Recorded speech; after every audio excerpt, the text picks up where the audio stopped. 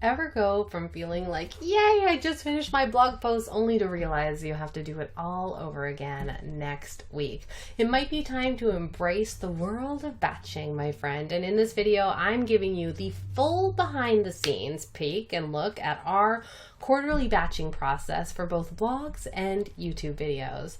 Every piece of related content in between.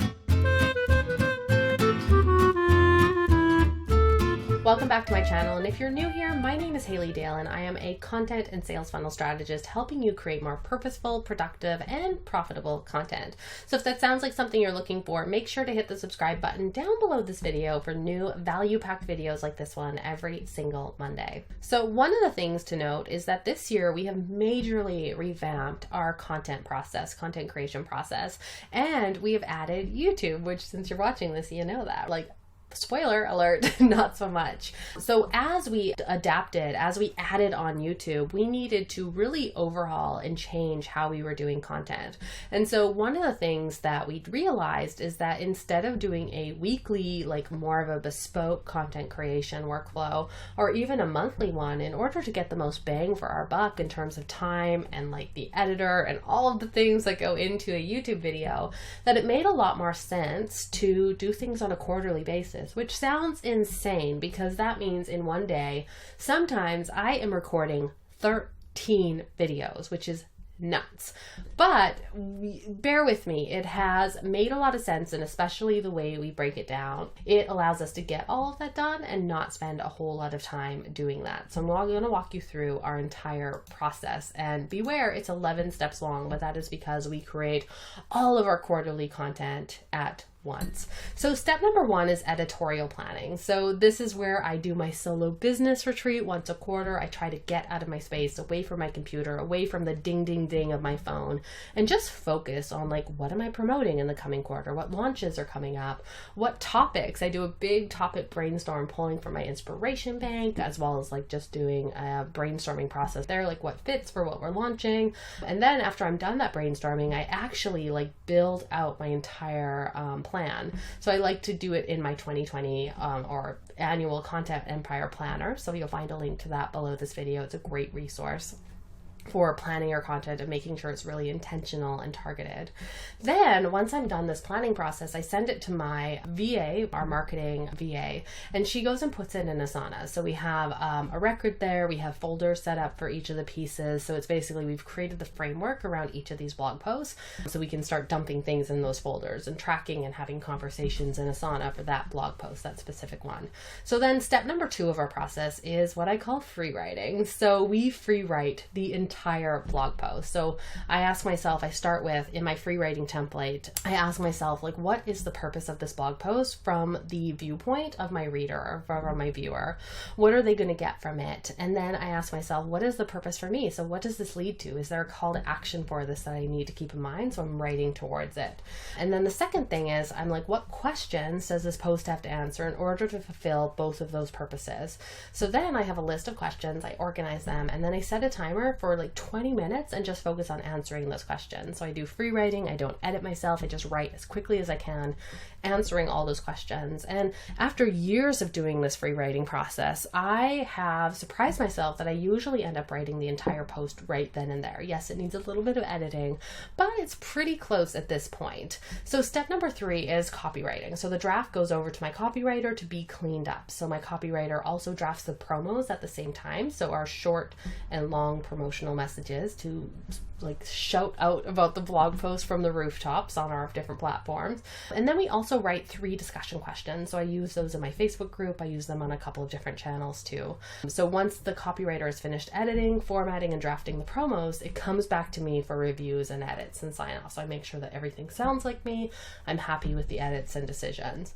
Step number 4 is promotion and content upgrades. So at this phase, I have the final piece, I have the final title, but one thing that I'm not ready to give up yet in my business is content upgrades. I don't think I'm ever going to be. I'm a teacher at heart, and so I love creating those resources that go along with my blog posts or my pieces of content to really help people take action on them. Like, that's so near and dear to my heart. I don't ever see myself delegating that. I really don't. And so during this phase, I am creating the content upgrade if there is one that goes along with the blog post.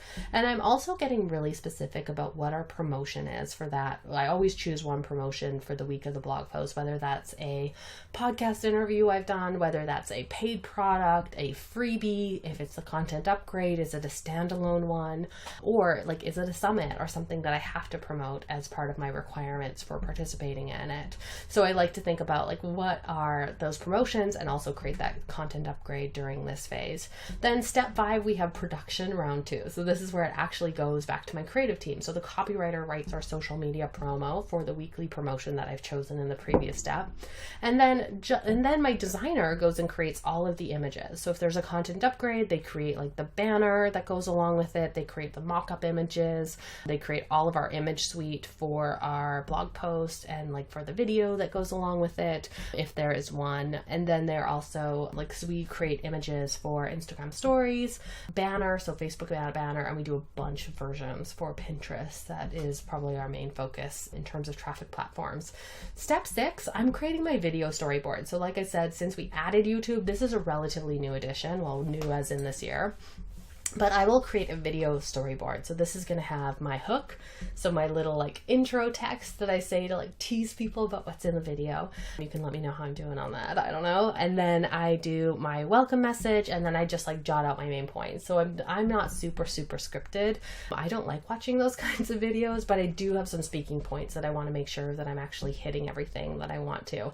And what's really good is because I've already written the blog post, I have most of those points already together that I can pull from. So this is really important doing these storyboards. Since I sometimes shoot like 13 videos in an afternoon, I need to be extremely organized about what I'm going to say. And so those video storyboards help me get back into the topic pretty quickly, so that in between I can go very quickly and get them done if needed.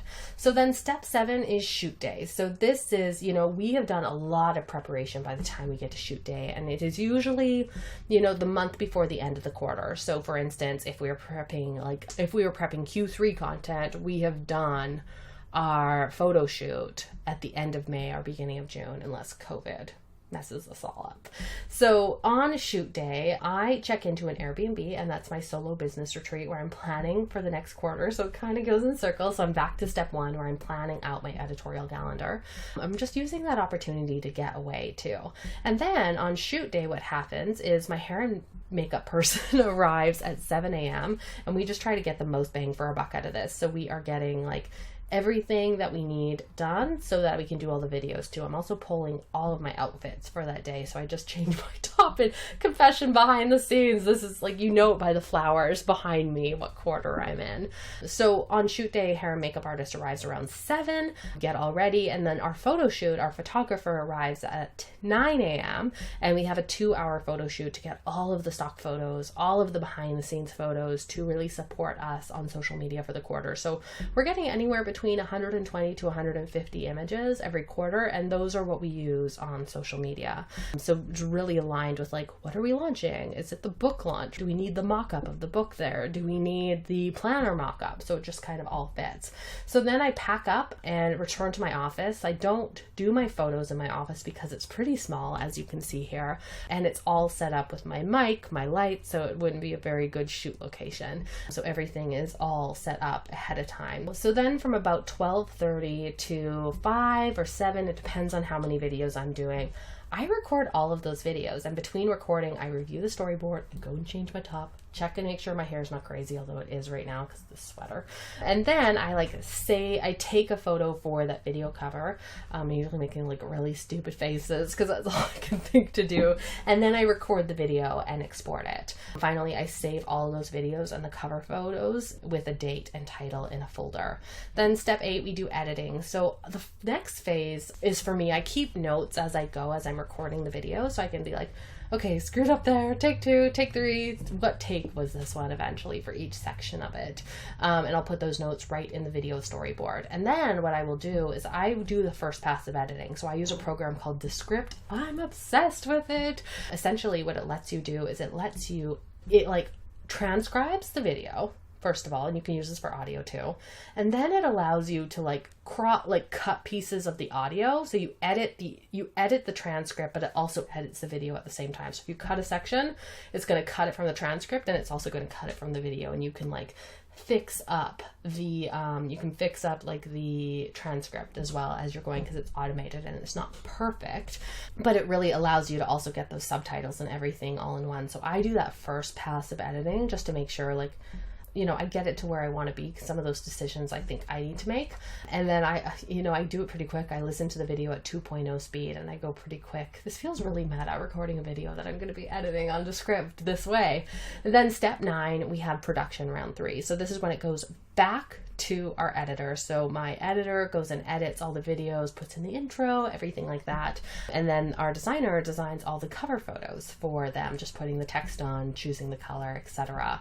Then step 10, we build our weekly content bundles. So weekly content bundles, this is definitely a topic I need to do a video on, because we build them in a spreadsheet and allows us to like build everything. And it's like, yeah, oh my gosh, I love this process, this system so much. So I'll definitely do a video on it soon to teach you guys all about that. But we're basically building our weekly content bundle. So it has all of our images in there. It has our promo copy for the promo, for the blog post, the Pinterest strategy of how we're rolling those out, what the keywords are, etc.